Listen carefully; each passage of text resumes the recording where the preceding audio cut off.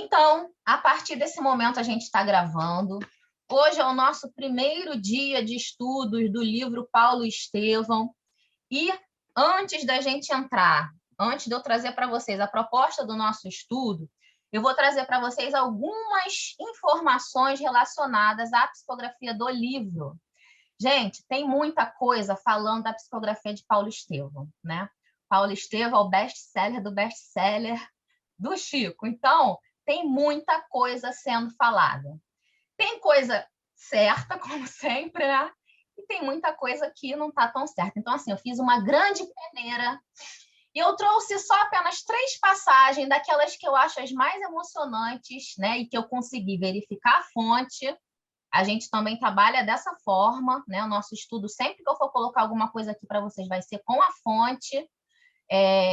Porque sem a fonte a gente não pode divulgar, né? Porque a gente precisa ter a certeza daquela informação.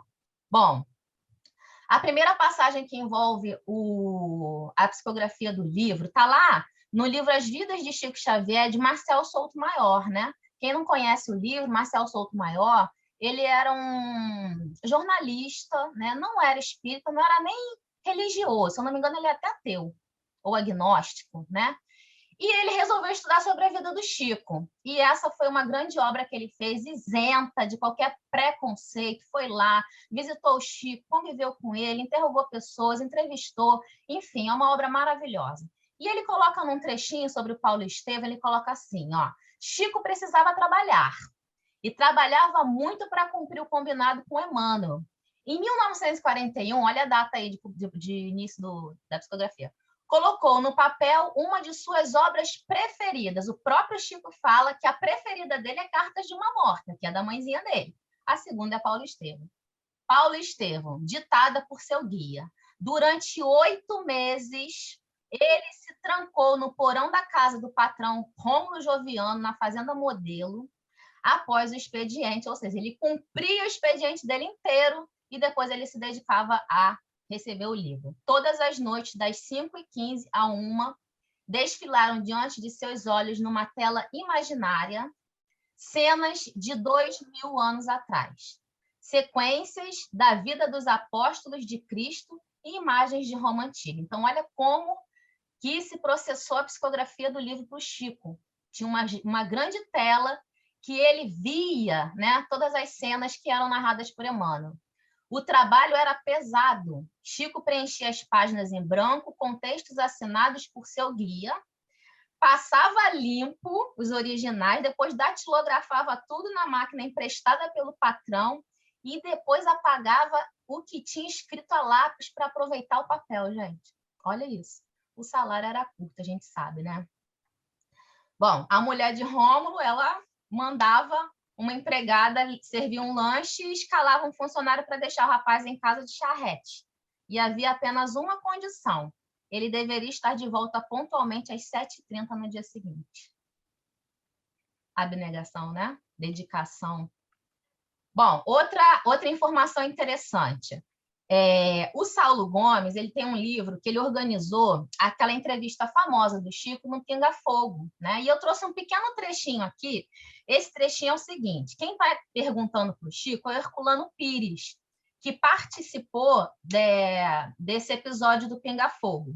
E ele faz a seguinte pergunta para o Chico: ó, eu tirei um trechinho só, mas eu vou colocar no nosso grupo o texto inteiro, tá? Que é interessante demais, outras coisas que o Chico traz. Mas eu só trouxe esse pequeno trechinho. Ó, Herculano Pires perguntou assim para ele: para escrever esses romances, ele está se referindo aos romances de Emmanuel, né? Esses romances em que figura não somente as situações geográficas da Roma antiga, as questões políticas e os problemas imperiais, ou seja, para ter todas essas informações, né? Você consultou que livro e que biblioteca? Porque não era igual é hoje, né? A gente tem uma dúvida, vem aqui no Google e pronto, já sai todas as informações que você quer. As informações que o Chico colocou nesse livro, a gente vai ver mais para frente, nem os grandes estudiosos da época haviam ainda alcançado.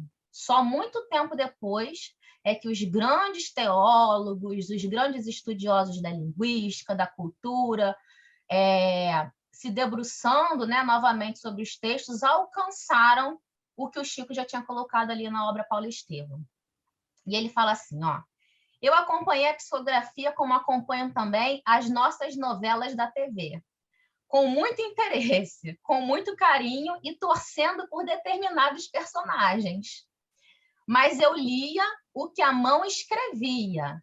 Peço permissão para traduzir um detalhe interessante. Quando o livro começou, ele começa com uma cena de 2 romanos. Aqui ele está falando de há 2000 anos, tá? Porque ele, antes de Paulo Estevam, ele psicografou há 2000 anos. Com uma cena de 2 romanos a trocarem ideias no jardim, diante de um céu nebuloso que depois rebentou numa tempestade. Eu comecei a ver aquela cidade e o céu tempestuoso e a chuva caindo e aqueles 2 homens vestidos à moda antiga, de túnica, deitados naquele sofá longo, comendo fruta com as mãos. Eu me assustei com aquela visão, que parecia uma visão estranha, porque estava dentro de mim e fora de mim. Comecei a assistir só a um cinema em que eu tomasse parte na tela e estivesse fora da tela. Olha que interessante isso, né? Então, eu me assustei. Parei de escrever. E aí, Emmanuel disse para ele: você está debaixo de uma certa hipnose. Você está vendo o que eu estou pensando, mas não sabe o que eu estou escrevendo. De modo que o que eu vivi muito mais o romance ao recebê-lo do que ao ler ou reler o que escrevi. Gente, olha que maravilhoso, né? Só um espírito como o Chico para vivenciar essa experiência maravilhosa. E, por último, o que eu acho mais emocionante na narrativa que envolve a psicografia de Paulo Estevam. O Haroldo Dutra Dias, né, que é um grande palestrante espírita, acho que todo mundo aqui conhece, porque eu vi, dei uma olhada lá nas inscrições e todo mundo se colocou como espírita, né? Então é difícil hoje não conhecer o Haroldo, né? Ele tem um livro que se chama E o Verbo se fez parábola. E ele coloca uma narrativa de uma senhora que conseguiu acompanhar algumas vezes a psicografia do Chico. E ela fala assim, ó: terminada a psicografia da obra, Paulo, Estevão, Abigail, Ananias, Barnabé e Lucas visitaram o ambiente. Olha isso. Tem alguém com o microfone aberto. A maioria dos personagens do livro foram visitar o Chico. Chico foi tomado por uma comoção tão forte que a única coisa que ele conseguiu fazer foi se ajoelhar. Depois que esses imortais se foram, beijou o chão onde cada um pisou. A narrativa completa é que luzes desceram dos céus e foram tomando a forma de cada um deles, olharam para o Chico sentiu aquela vibração e depois eles foram. Não precisa de mais, né? Maravilhoso. Aqui a gente termina essa parte que eu queria trazer para vocês, né? Emocionante, sobre o que envolveu a psicografia do Chico. Alguém quer colocar alguma coisa, quer perguntar, quer falar? A gente já vai passar para a próxima etapa. Eu bem chorei aqui agora com isso. Que emocionante, coisa linda. Muito, né, Ana? Muito bonito. Muito, muito, muito. Bom, chorar é uma coisa que vocês sabem que vocês vão me ver, né? Vamos lá, então. Muito bom. Então, vamos prosseguir.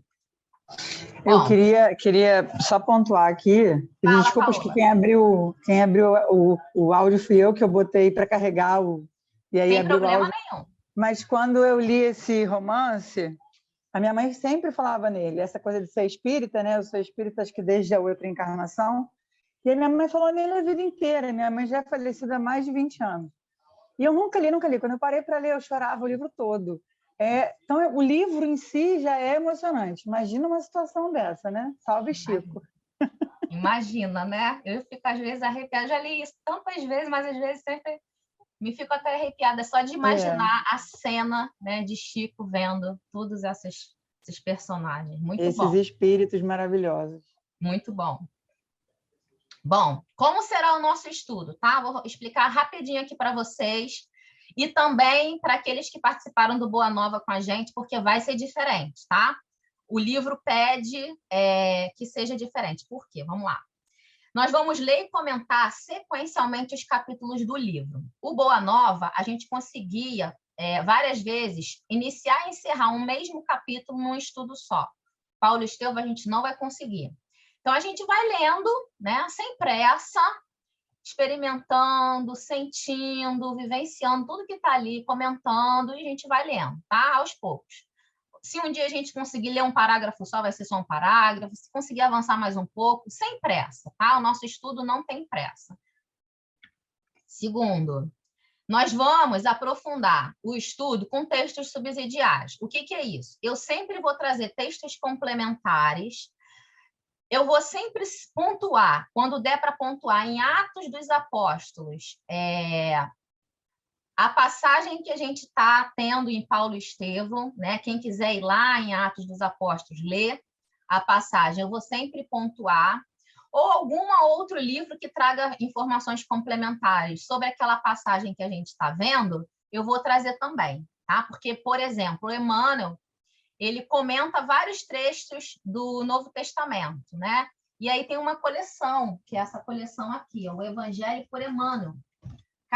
Cada livro tem um item de Atos dos Apóstolos. E são passagens de Emmanuel, textos de Emmanuel que estão em vários livros, né? Vinha de Luz, Caminho, Verdade e Vida, Pão Nosso, enfim. Então, eu sempre também vou trazer essas leituras complementares. Bom, a gente vai ler o livro, né? E a gente vai construir um panorama cronológico dos acontecimentos que envolve a história do livro desde a crucificação de Jesus, porque ali os momentos iniciais do livro, né, estão ali, quando terminam as narrativas dos evangelhos e inicia Atos dos Apóstolos, né? Então, eu vou botar aqui no quadro seguinte, vocês vão entender como é que vai ser essa cronologia, tá? Vamos construir um panorama cronológico também dos acontecimentos que envolvem a história do... que envolve a história desde a... Eu repeti aqui, está repetido. Na segunda parte, nós vamos acompanhar no mapa as viagens e cartas escritas por Paulo. Como que a gente vai fazer isso? Ó, é esse mapa aqui, tá? Esse mapa aqui são as viagens de Paulo. Ele está aqui todo preenchido. Quando a gente chegar no final do nosso estudo, ele vai estar assim, todo preenchido. Mas no início do nosso estudo, só vai ter umzinho ali, ó. Aqui embaixo, no canto aqui direito, embaixo. Só vai ter esse um, tá? Porque a gente vai pontuando à medida que as viagens de Paulo forem acontecendo no livro, e a gente vai vendo no mapa de onde foi, para onde foi. Isso, às vezes, faz muita diferença. A gente vai começar, inclusive... ali com Jope, né? Que foi onde Gesiel foi deixado. Depois ele foi levado até Jerusalém. Então, faz diferença a gente ver o percurso que esses discípulos faziam nessas regiões que, na época, não tinha a nossa conduçãozinha. Elaine, que show! Manda isso pra gente. Esse daqui, completo? Mando. Vou mandar. Gente. Pode deixar. E aqui a cronologia dos acontecimentos. A gente vai começar com a crucificação, a data da crucificação, né? Elaine, mas de onde você tirou essa data? Claro que eu não tenho capacidade para isso, né? Mas muitos estudiosos têm. Então, eu vou mandar um texto para vocês que eles trazem. É um texto do Haroldo, né? Que está na revista Reformador, que ele explica direitinho como os estudiosos chegaram nessa data e como que a codificação ratificou, né? Então, a gente vai pontuando cada um dessa cronologia dos acontecimentos. Tá muito legal a construção do nosso estudo, eu estou adorando, mas o que eu falei aqui até agora não é o mais importante do nosso estudo, nem de longe. É interessante, é emocionante, né? Cronologia, o mapa, conhecer os personagens. Mas o que vai ser foco do nosso estudo, e para isso que a gente está aqui, está na fala de Emmanuel, na introdução do livro. Não sei se a gente vai conseguir chegar lá hoje, mas é o que está na fala de Emmanuel, que ele fala assim, ó. Entre ele, falando de Paulo, tá? Entre ele e Jesus, havia um abismo que o apóstolo soube transpor em decênios de luta redentora e constante. Demonstrá-lo para o exame do quanto nos compete em trabalho próprio, a fim de ir ao encontro de Jesus, é o nosso objetivo. Então, esse é o objetivo central do nosso estudo de Paulo Estevão. É ver na trajetória desses discípulos, de Paulo, sobretudo, de Estevão, a caminhada de um verdadeiro discípulo do Mestre. É nos espelhar, é trazer para dentro dos nossos corações essas vivências, essas reflexões, perceber que as dificuldades que eles enfrentaram não são diferentes das nossas, são em tempos diferentes, mas não são tão diferentes, né?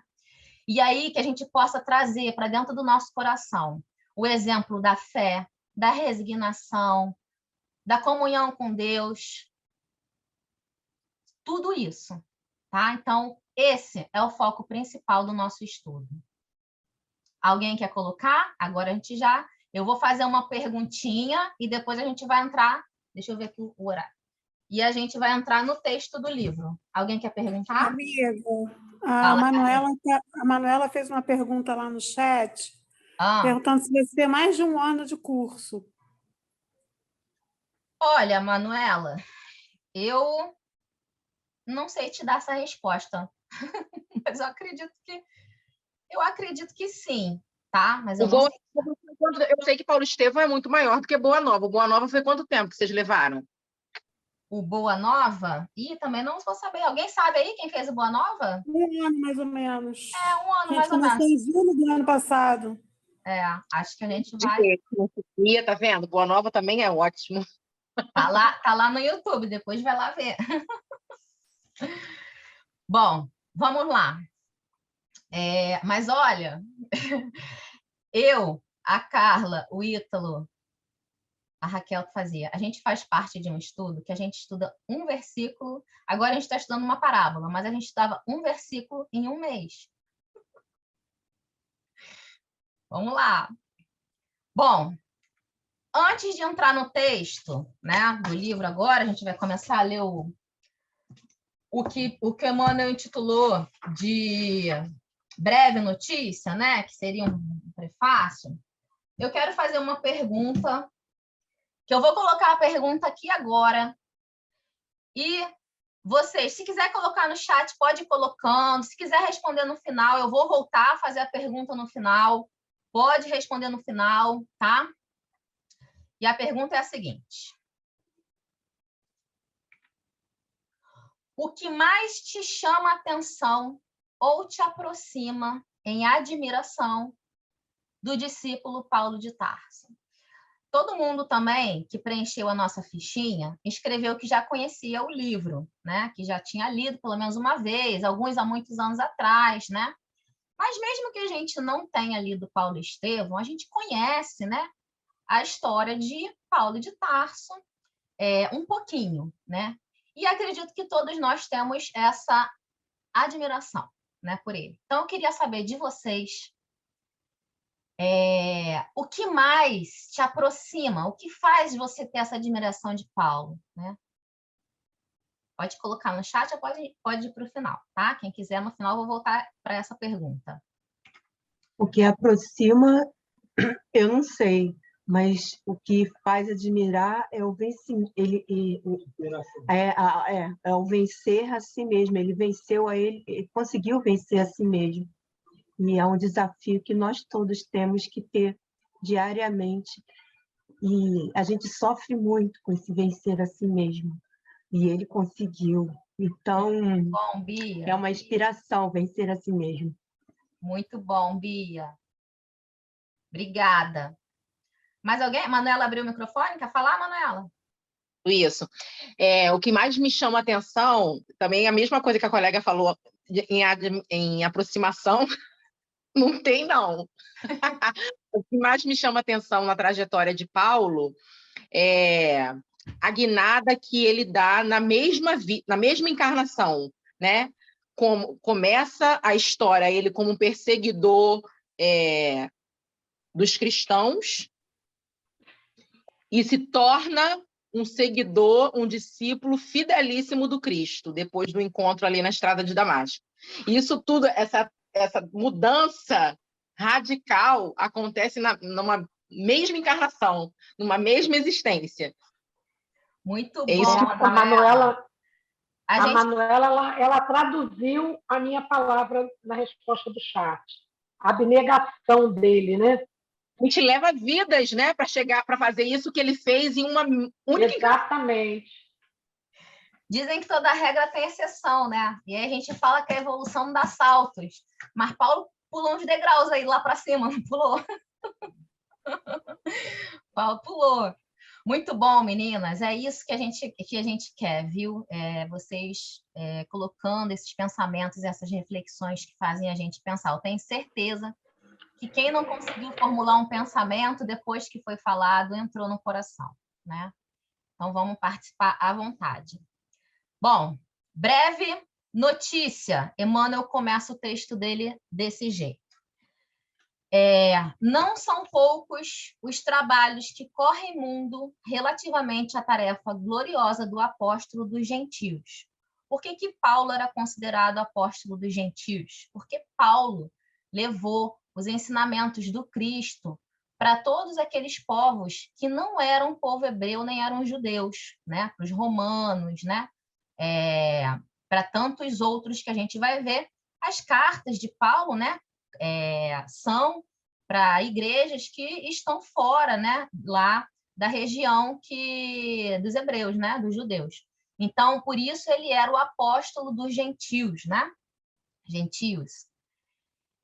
Então, muito, mas, gente, é muito, não é pouco, não. Pensem muito, é mais. Livros biografando a vida de Paulo, de todos os tipos que vocês podem imaginar, né? Bom, por mais que um livro sobre Paulo de Tarso. Por que mais um livro sobre Paulo de Tarso? Homenagem ao grande trabalhador do Evangelho ou informações mais detalhadas de sua vida? Quanto à primeira hipótese, né, homenagem ao grande trabalhador do Evangelho, somos dos primeiros a reconhecer que o convertido de Damasco não necessita de nossas mesquinhas homenagens. E quanto à segunda, né, informações mais detalhadas da sua vida, responderemos afirmativamente para atingir os fins a que nos propomos. Ou seja, isso não é só, no fim não é só esse, mas para atingir o fim, a gente vai ter que estudar a vida dele, sim. Transferindo ao papel humano, né? Porque o papel, olha aqui sutilmente, Emmanuel está sendo poético, né? Transferindo ao papel humano, com os recursos possíveis, alguma coisa das tradições do plano espiritual acerca dos trabalhos confiados ao grande amigo dos gentios, né? Transferindo para o papel humano, porque ele trouxe, né? Como a gente viu lá, a vivência, né? As imagens, aquela cena acontecendo e trouxe para o papel para que a gente pudesse hoje ter acesso. Nosso escopo essencial não poderia ser apenas rememorar passagens sublimes dos tempos apostólicos, e sim apresentar, antes de tudo, a figura do cooperador fiel, na sua legítima feição de homem transformado por Jesus Cristo e atento ao divino ministério. Olha aí um pouquinho já do que vocês falaram.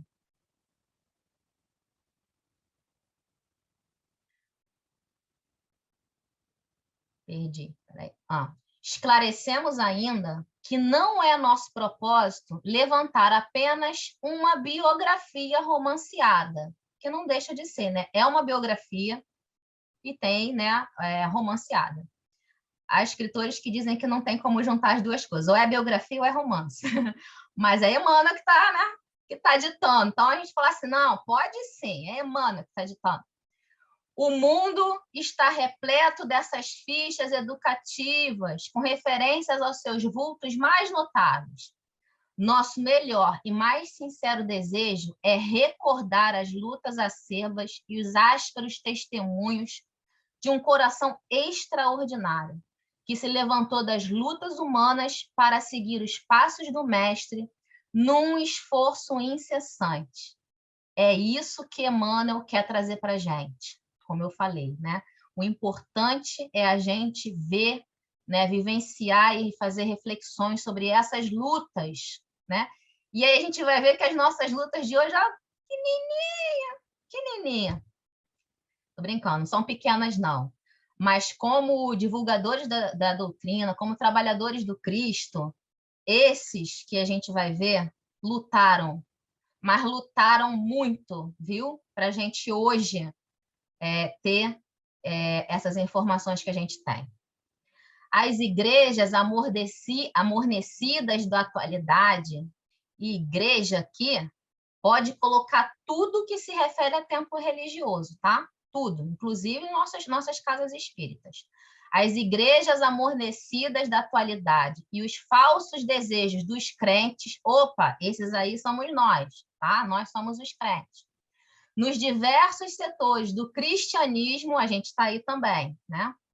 Justificam as nossas intenções, ou seja, Emmanuel quer trazer para a gente, né? Queria e conseguiu trazer para a gente essa biografia maravilhosa, verdadeira, com acesso direto ao plano espiritual, às informações que estão gravadas no plano espiritual, para que a gente aqueça o nosso coração, para que a gente tenha vontade de trabalhar a nossa fé, a nossa resignação, a nossa esperança. A gente está muito desesperançado. A nossa esperança é isso, essa é a proposta de Emmanuel.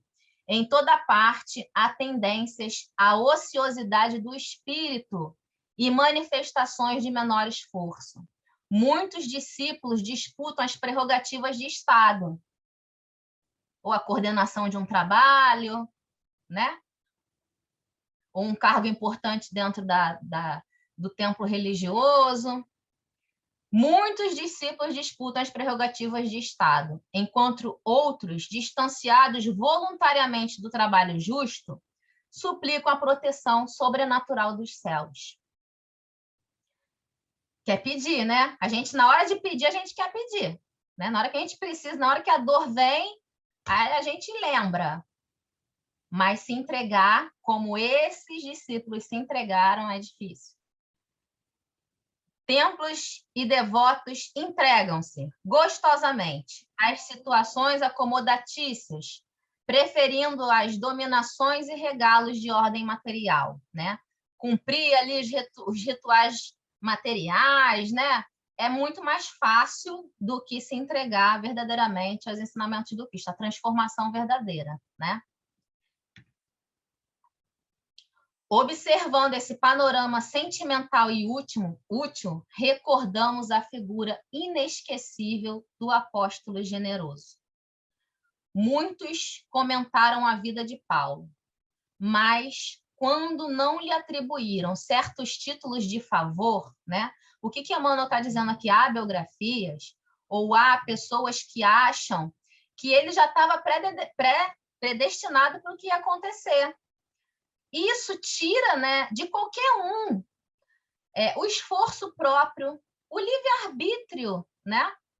Então, quando fala assim, não, Paulo era predestinado. Não, ele não era predestinado para isso. Ele tinha também o livre-arbítrio dele. Ele podia negar, continuar negando? Podia. Mas não foi a escolha que ele fez. Então, não tem favores na obra de Deus. Todos somos filhos iguais. Recebemos na mesma proporção as possibilidades, os chamados, nós vamos ver aqui, né? Certos títulos de favor gratuitos do céu. Apresentam-no como um fanático de coração ressequido. Tem gente que diz que Paulo foi até o fim rude, grosseiro, e atribuem tantas coisas feias a Paulo. Muitas coisas fez. Para uns, ele foi um santo por predestinação, olha aí, a quem Jesus apareceu numa operação mecânica da graça. Para outros, foi um espírito arbitrário, absorvente e ríspido, inclinado a combater os companheiros com vaidade quase cruel. Interpretações literais que não conseguem compreender a essência da mensagem de Paulo. Queremos recordar que Paulo recebeu a dádiva santa da visão gloriosa do Mestre, às portas de Damasco, mas não podemos esquecer a declaração de Jesus relativa ao sofrimento que o aguardava, por amor ao seu nome. Se fosse só uma graça dada, né, ele não teria alertado Paulo, né, do sofrimento que viria. A gente vai ver, não vou antecipar o texto, não, a gente vai ver isso lá na frente. Certo é que o inovidável tecelão trazia o seu ministério divino, mas quem estará no mundo sem o ministério de Deus? Muita gente dirá que desconhece a própria tarefa, que é insciente a tal respeito, mas nós poderemos responder que, além da ignorância, há desatenção e muito capricho pernicioso. O que Emmanuel está falando aqui para a gente? Todos nós temos uma missão aqui, né? Pode ser a missão só do nosso crescimento íntimo, né? Mas se a gente olhar ao nosso redor, às vezes não é difícil a gente ver a nossa missão dentro da nossa casa, com esse ou com aquele espírito ligado a nós, né?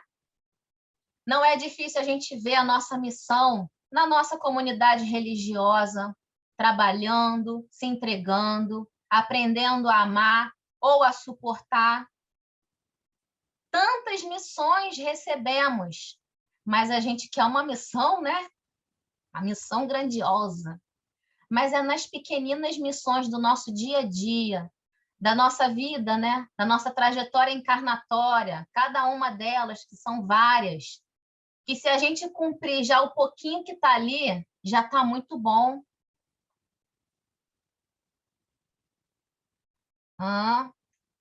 Os mais exigentes advertirão que Paulo recebeu um apelo direto, mas, na verdade, todos os homens menos rude têm a sua convocação pessoal ao serviço do Cristo. Todos nós. E isso não é só dentro da doutrina espírita. Em qualquer situação, você não precisa nem ser religioso. Você pode ser um ateu, um agnóstico, eu conheço vários. Você recebe, por vezes, a intimação, né, o convite do seu ministério, do ministério da sua vida. Seja para trabalhar em prol do outro, seja para escutar um irmão que está precisando ser acolhido. A gente sempre, seja para participar de um estudo, né? Porque o estudo esclarece, amplia a nossa capacidade de entendimento, né? E a verdade liberta dos sofrimentos que a gente não consegue compreender, né? São vários chamados diariamente que a gente recebe. O convite ao ministério chega, às vezes, de maneira sutil, inesperadamente. A maioria, porém, resiste ao chamado generoso do Senhor. Ora, Jesus não é um mestre de violências. E se a figura de Paulo avulta muito mais aos nossos olhos, é que ele ouviu, negou-se a si mesmo, arrependeu-se, tomou a cruz e seguiu Cristo até o fim de suas tarefas materiais.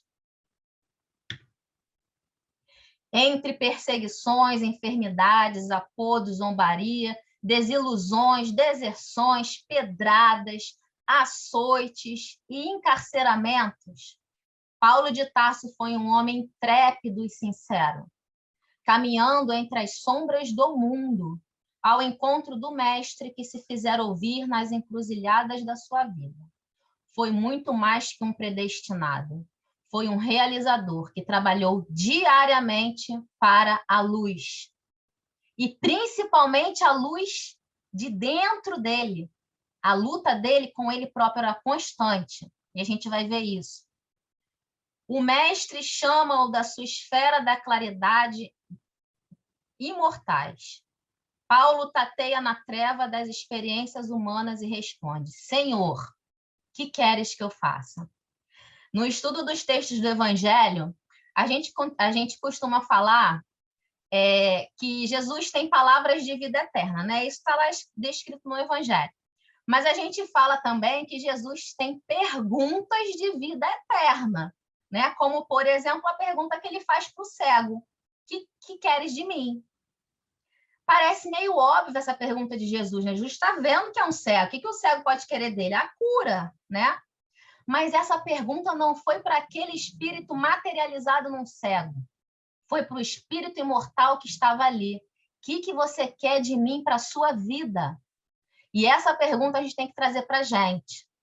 E essa pergunta aqui de Paulo, a gente também tem que trazer para a nossa vida. Senhor, que queres que eu faça? Entre ele e Jesus, olha aqui o trecho que eu destaquei. Entre ele e Jesus havia um abismo que o apóstolo soube transpor em decênios de luta redentora e constante. Demonstrá-lo para o exame do quanto nos compete em trabalho próprio, a fim de ir ao encontro de Jesus, é o nosso objetivo. E vai ser o nosso objetivo aqui nesse grupo de estudos, viu? Que se inicia hoje. Outra finalidade, olha que legal que Emmanuel traz aqui, importantíssimo, deste esforço humilde, é reconhecer que o apóstolo não poderia chegar a essa possibilidade em ação isolada no mundo. Ninguém constrói nada sozinho, né? Ele vai falar aqui, Jesus convocou 12 discípulos. Então, a gente precisa do outro, amparando a gente, auxiliando. Nosso grupo aqui vai formar um grande grupo de amparo, de experiências, de reflexões, onde cada um vai se sentir tocado em determinados momentos e vai tocar o coração do outro, e assim a gente vai construindo dentro da gente essa vibração boa, renovando a fé, a esperança, como eu já falei. Sem Estevão, não teríamos Paulo de Tarso. O grande mártir do cristianismo nascente alcançou influência muito mais vasta na experiência paulina do que poderíamos imaginar tão só pelos textos conhecidos nos estudos terrestres. Fala-se muito pouco fora da doutrina espírita acerca de Estevão. Só em Atos dos Apóstolos a gente vai ver que é falado sobre Estevão. A vida de ambos está entrelaçada com misteriosa beleza. A contribuição de Estevão e de outros personagens dessa história real, não é ficção, não é romance apenas, vem confirmar a necessidade e a universalidade da lei de cooperação. Nosso planetinha só vai alçar o grau de planeta de regeneração quando a gente aprender verdadeiramente a olhar para o nosso irmão, para as dores, para as dificuldades, amparar, exercitar em nós a renúncia, olhar para o outro. Assim a gente vai modificar o nosso ambiente, a nossa comunidade, o nosso país e o nosso planeta. É através da cooperação e do amor. E para verificar a amplitude desse conceito, recordemos que Jesus, cuja misericórdia e poder abrangia tudo, procurou a companhia de 12 auxiliares a fim de empreender a renovação do mundo. Aliás, sem cooperação não poderia existir o amor. E o amor é a força de Deus que equilibra o universo. E nós estamos imersos nesse amor.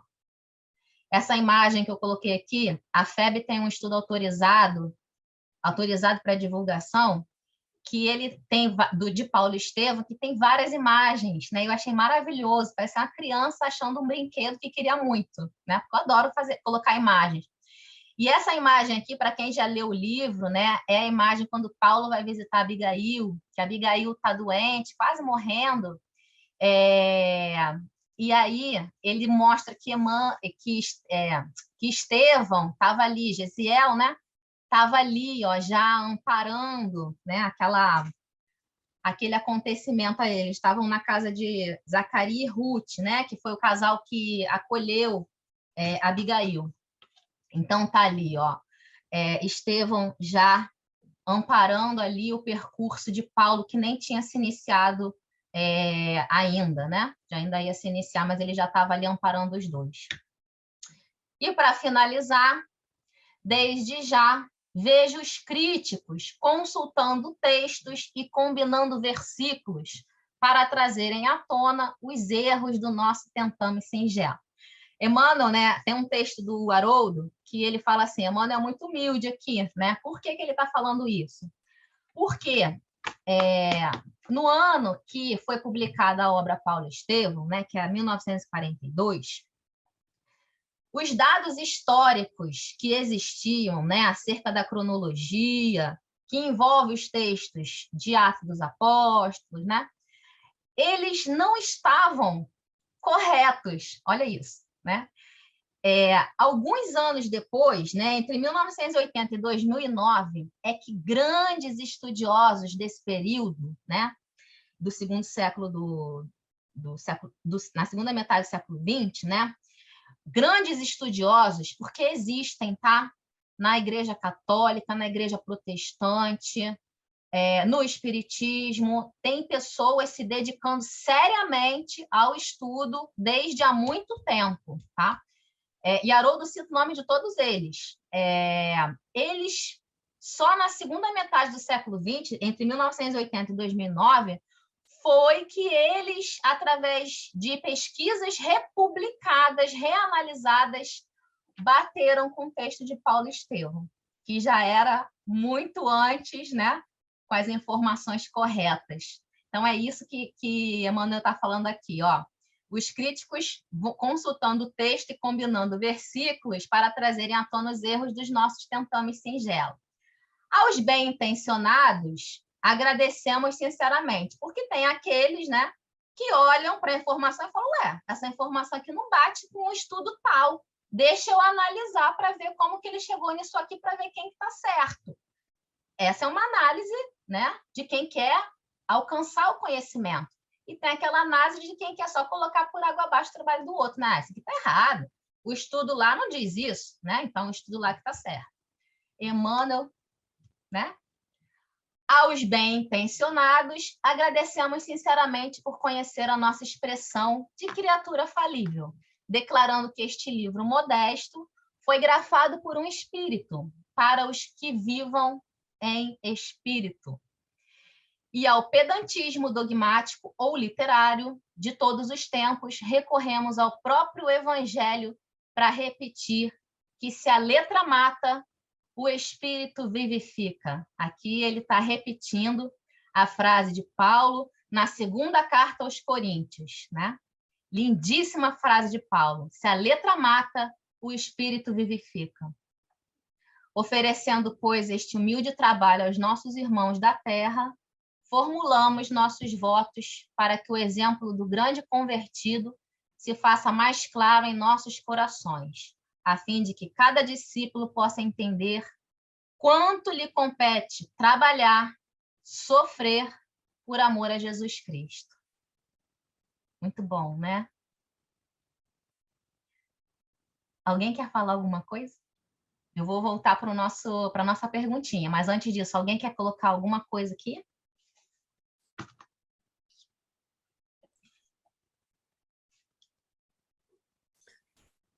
Muita coisa, né?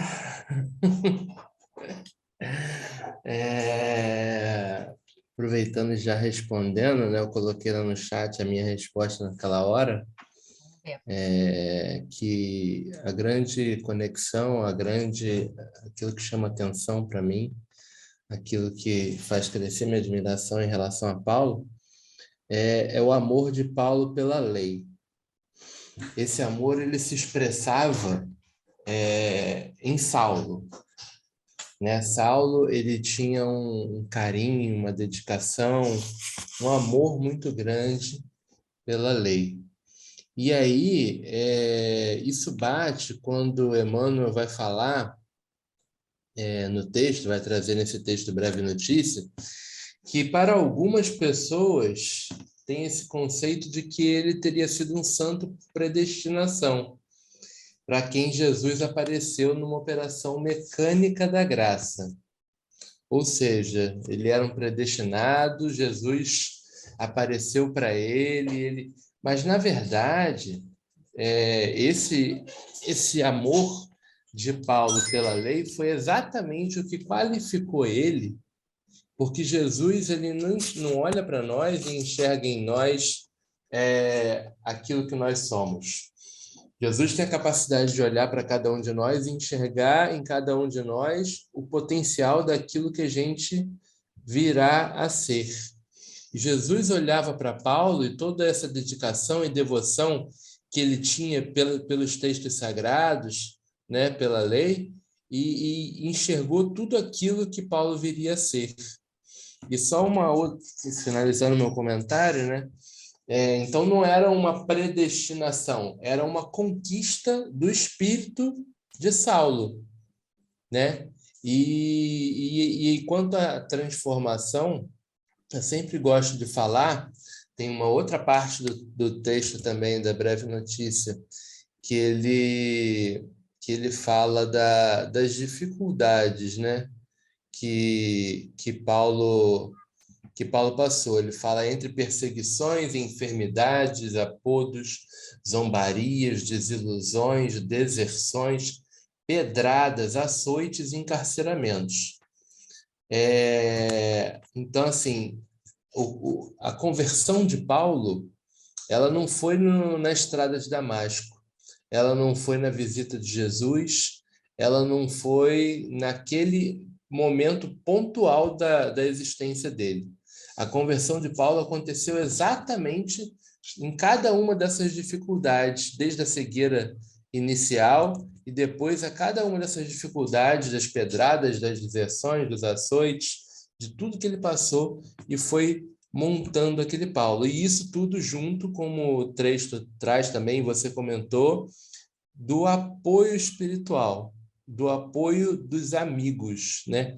A importância da nossa família espiritual, né? O texto fala que sem Estevão não haveria Paulo, mas eu ouso complementar Emmanuel e dizer que sem Áquila não haveria Paulo, sem Prisca não haveria Paulo, sem Lucas não haveria Paulo, sem Gamaliel não haveria Paulo. Então, sem todas essas pessoas que foram colocadas ali para auxiliar ele na tarefa que ele precisava desempenhar, ele talvez não tivesse chegado a ter a expressão toda que ele teve e desempenhar todo o papel que ele desempenhou. Muito bom, amiguinho. Perfeito. Muito bom, concordo com tudo. Principalmente quando você fala que Emmanuel citou Estevão, né? Mas a gente vai ver no decurso da obra que todos, né? Vários, inclusive aqueles que não estavam ao lado de Paulo, mas que fizeram ele sofrer, né? Também colaboraram depois. Muito bom. Fala, Rô. Boa noite. Então, eu tinha colocado lá no chat, né, que o que mais me chama a atenção em Paulo é a entrega dele incondicional. Mas como o Ítalo falou, né, na verdade, Saulo sempre foi assim, né? Ele lutava pelo que ele acreditava desde sempre. Foi nisso que Jesus realmente viu, né? E quando ele acredita em Jesus, a entrega dele é também incondicional, né? Mas ele sempre foi muito pela lei e pelas coisas que ele acreditava, né? E é isso que o que a figura dele, né, lembra para a gente assim, uma entrega incondicional ao que acredita, vai até qualquer consequência, né, dentro do que acredita. Muito bom, Rô. A gente costuma falar que ele só virou a chave, né? Toda a força que ele exatamente. colocava, né? Isso é um pouquinho do que o falou, que você está falando. Toda a força que ele colocava para combater, quando ele despertou, né? Ele virou a chave, mas a mesma força e intensidade ele colocou para amar. Muito bom. Ele é perfeito. No primeiro momento, quando você fez a pergunta, eu já coloquei lá, entrega incondicional. Aí, quando ele falou isso, eu falei, claro, é mesmo. Quando ele era, enquanto Saulo, tudo que ele fazia era acreditando que aquilo ali estava certo. Ele tinha que combater aquelas pessoas que estavam erradas. Ele era da lei, né?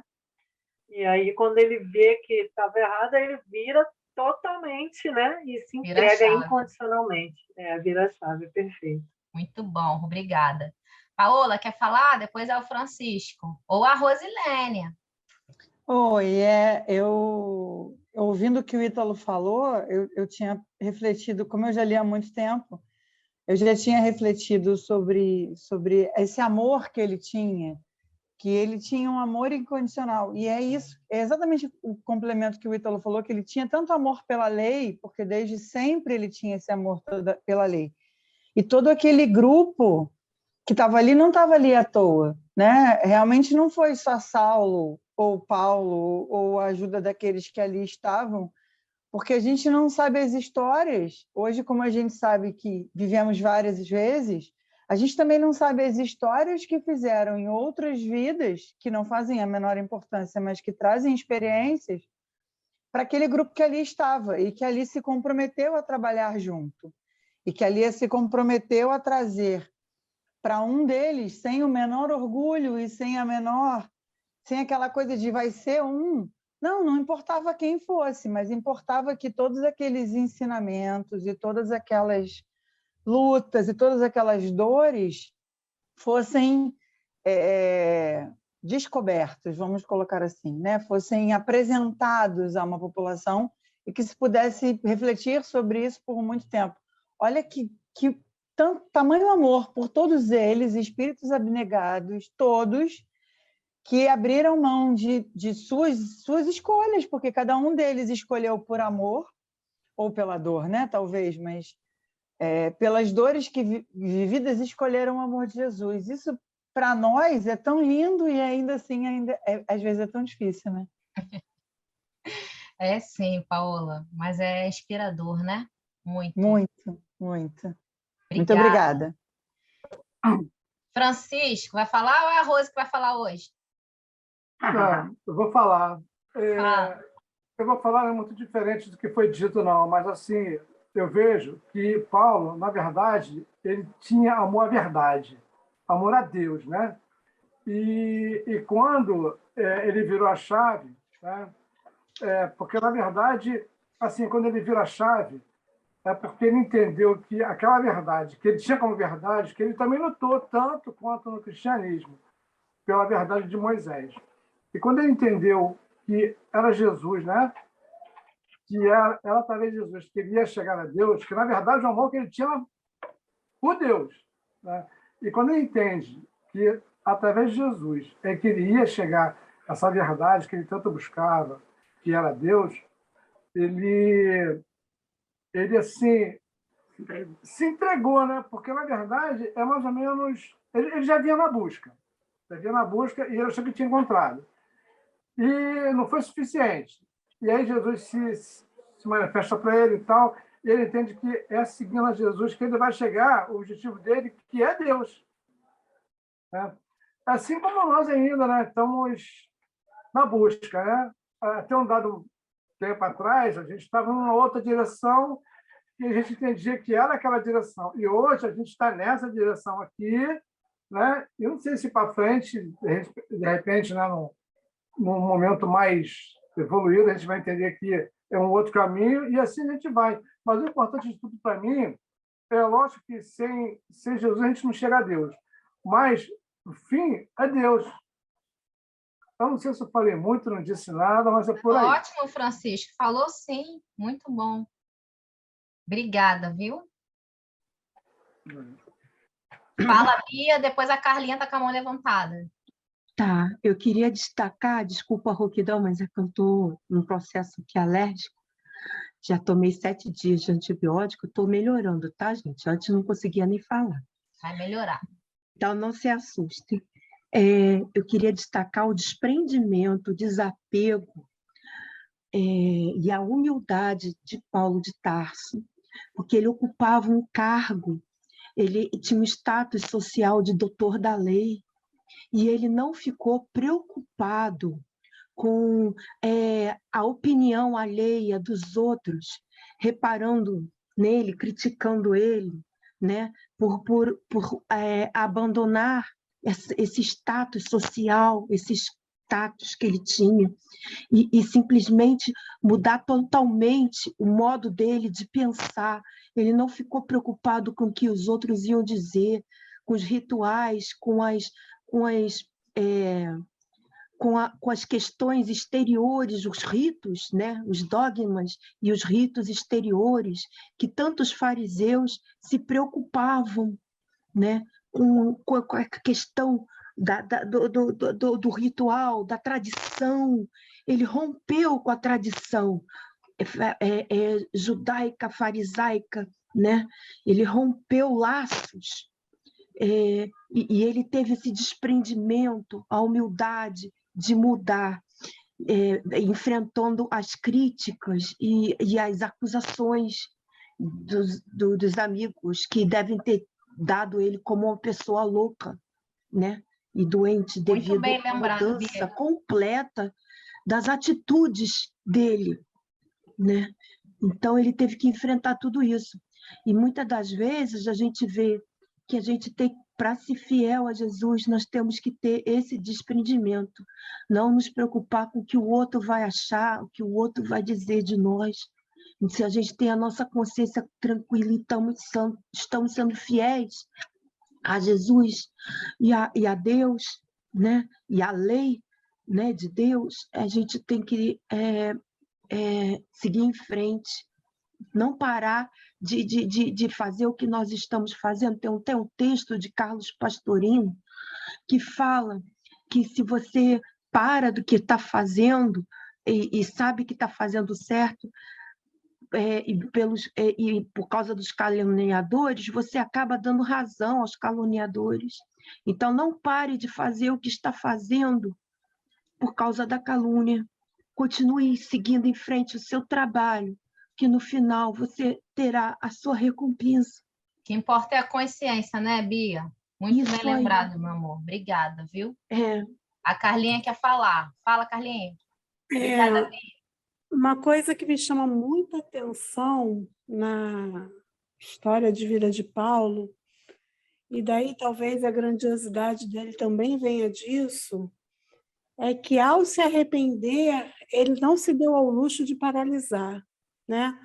A culpa não deixou ele paralisar, né? Porque, assim, chega um momento em que ele percebe, né? Nossa, eu persegui a Cristo, né? Que é o representante, o Filho de Deus, né?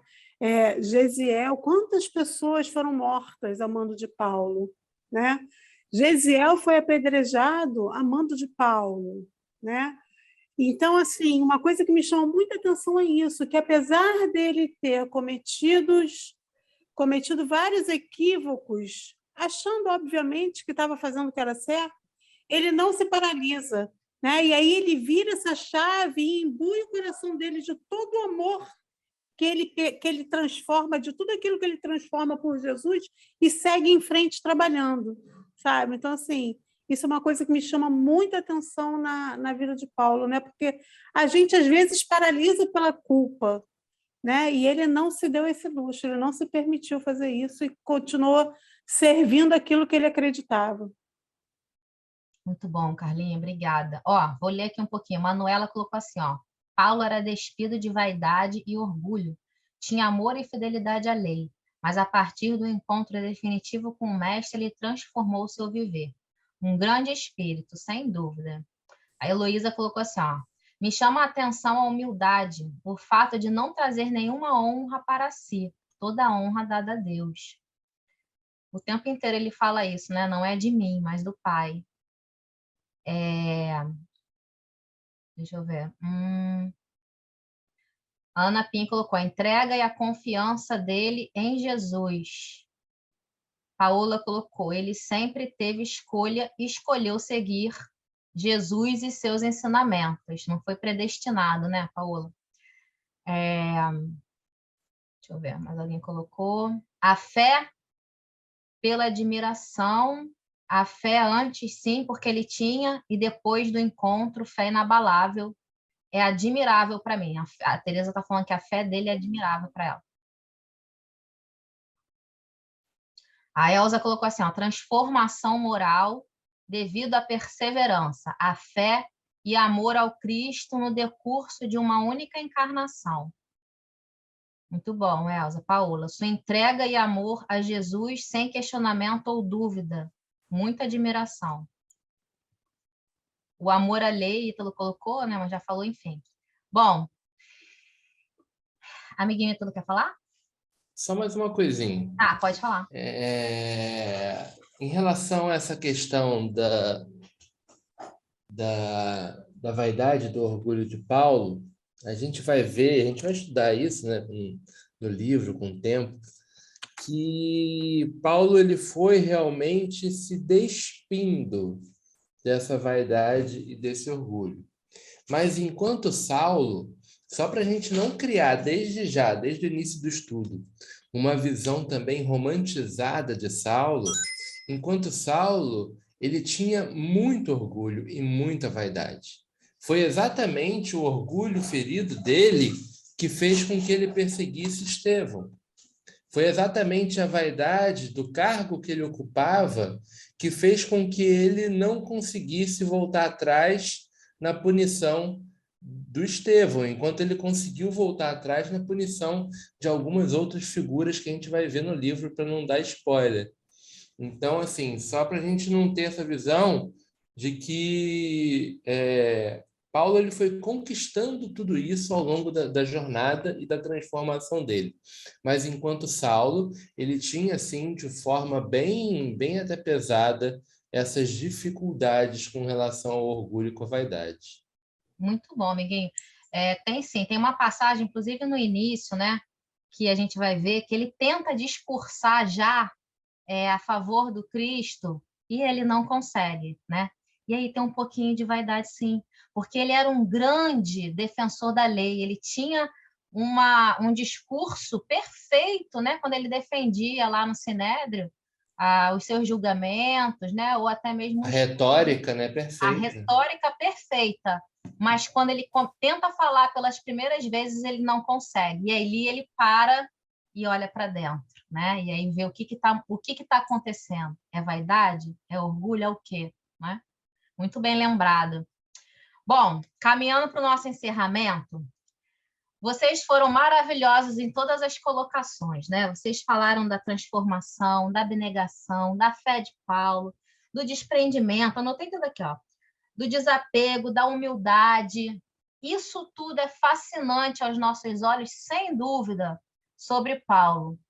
Mas eu vou arriscar falar que, quando a gente olha para Paulo e vê isso tudo, como, né, conhecedores da nossa doutrina consoladora maravilhosa, que nos ensina que a gente não vai conseguir com facilidade galgar isso tudo, né? Vai ser difícil para a gente alcançar o que Paulo alcançou. A gente olha para Paulo e a gente quer vivenciar o que Paulo viveu. Eu acho que é isso que a gente se aproxima de Paulo. A gente quer, né, ter a força, a gente quer tudo isso que Paulo demonstra para a gente. Então, ele, para a gente, e tudo isso que vocês falaram, ele é um grande inspirador da nossa trajetória como espírito, né? Então, era isso que eu queria colocar. Alguém quer colocar mais alguma coisa para a gente fechar? Deixa eu descompartilhar aqui e olhar vocês. Ih, tá lindo! Eu vou tirar uma foto. Alguém quer colocar mais alguma coisa? Não? Queridos, muito obrigada. Fala, Marcos levantou a mão. Marcos, fala, Marcos. Estão me ouvindo? Sim. Bom, primeiro, boa noite a todos. Minha primeira participação aqui, ainda estou me ambientando com a ferramenta. Eu sei que o horário já está adiantado, só queria pontuar duas coisas assim, que eu acho relevante, né? E aproveitando aí tudo que já foi dito, né? Falar por último não tem esse problema, né? A gente acaba só repetindo tudo que já foi dito. Mas duas coisas me chamam muita atenção. Quando o Ítalo fala com muita propriedade, né? Que é um homem que amava a lei, né? E quando você fala também, Elaine, que quando ele virou a chave, ele usou a mesma força para o trabalho com Jesus. Uma coisa que me chama muita atenção também, além da força, foi o poder de resignação, né? Porque quando ele vira a chave, né, ele usa a mesma força, só que ele usa em cima de um abandono material, estrutural, que cercava ele antes desse encontro com Jesus. Ele perde as honras, ele perde os amigos, a família o abandona, ele é ridicularizado, maltratado. Então, o poder de resignação dele foi muito grande, né? E, em cima desse sofrimento, desse abandono, né, dessa humilhação, uma outra coisa que me chama muita atenção, essa capacidade que ele teve de viver em Cristo, com Cristo, aumentando a fé dele, mesmo no sofrimento, né? As tradições religiosas, né, ocidentais, essas tradições elas passam muito para a gente a ideia de que Deus está presente na coisa boa, né, no sucesso, né, nos ganhos materiais, né? E Paulo mostra que não, que você pode e deve viver em Cristo, com Cristo, mesmo diante de abandono, sofrimento, humilhação, perseguições. Então, eu acho que isso é um exemplo muito, muito importante para a gente, né? Nossa, muito bom! Gente, eu vou contar um segredinho para vocês. Esse Marcos que vos falou, ele é conhecido como Mozinho, ele é o meu marido. Eu quase coloquei lá no chat, o Mozinho mandou bem, mas eu fiquei assim, falei, vou deixar a Elaine apresentar o Mozinho primeiro. Posso falar? Minha opinião aí fica complicada, né? Porque a facilitadora é minha esposa, né? Quer dizer... Ai, rolou um coraçãozinho, Mozinho. Rolou um coraçãozinho enquanto você estava falando, que eu vi, ó. Falando como participante apenas, por favor. Falou muito bem. Eu estou comentando como facilitadora apenas. Fala, Lu. Obrigada, More. Não vou conseguir te chamar de Marcos. Fala, Lu. Boa noite a todos. Boa noite. Todo mundo já comentou, tudo muito lindo. Eu estou amando tudo. Eu amo esse estudo. Então, eu queria só complementar que se hoje o primeiro dia já foi essa emoção toda, esse conhecimento todo que a gente vai relembrando, por mais que a gente já tenha lido, relembrar, vivenciar, e parece que a gente está lá, né, onde ele esteve. Eu, de vez em quando, viajei para lá quando você estava falando. A gente vai junto, a gente viaja junto e o nosso coraçãozinho fica como? Cheio de alegria. Então, muito obrigada, amiga, por tudo. E que todos os nossos dias sejam tão cheios de luz quanto hoje. Foi lindo. Muito bom. Marcos, foi ótimo ter você aqui com a gente, hein? Todos também. Um monte de gente aqui, minhas amigas. Vai ser lindo esse estudo. Vai ser muito bom. Gente, olha, encerrando então, quero agradecer muitíssimo de coração a presença de cada um de vocês aqui e falar que esse estudo, como eu falei no início, não é construído só por mim. Eu estou aqui como facilitadora, mas também estou como um coração sendo evangelizado também. Todos nós, né? Estamos sendo evangelizados aqui nesse momento. Então, eu quero agradecer muitíssimo a presença, pedir para vocês, né, que participem sempre que puderem, quando não puderem, assistam lá, porque outra coisa também, diferente do Boa Nova, que cada capítulo era uma mensagem individual, no Paulo Estevão há uma sequência. Então, quem não conseguir participar, é importante que veja o vídeo assim que a gente conseguir colocar, tá bom? Muito obrigada. Quem é que vai fazer a nossa prece? A Carlinha já está com a mão levantada.